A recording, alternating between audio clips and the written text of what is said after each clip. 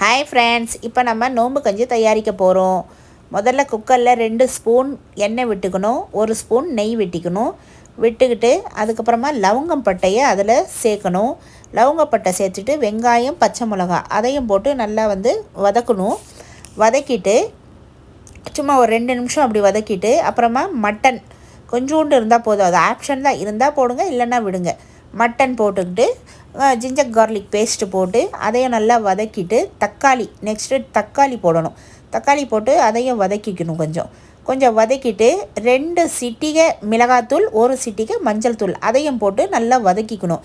நம்மளுக்கு தேவைக்கேற்ப தண்ணி விட்டுக்கணும். அதில் தண்ணி விட்டுக்கிட்டு என்ன பண்ணும், கொதிக்கும் போது 1 டம்ளர் ஜீரக சம்பா நொய், ஒரு அரை டம்ளர் பாசிப்பயிறு ரெண்டும் என்ன பண்ணணும் அதில் ஆட் பண்ணிக்கிட்டு தம் போட்டுடணும். தம் போட்டுட்டு 2 நிமிஷம் அந்த தம் முடிஞ்ச உடனே 2 விசில் விட்டுட்டு தம் போட்டு ஓப்பன் பண்ணால் நோம்பு கஞ்சி தயார். உங்களுக்கு இந்த நொய் அல்லது அரிசி, கம்பன் சம்பா அரிசி வேணும்னா எங்களுக்கு டிஎம் பண்ணுங்கள். எங்கள் கிட்ட ரெடியாக இருக்குது, நாங்கள் கேட்குறவங்களுக்கு கொடுத்துட்ருக்கோங்க.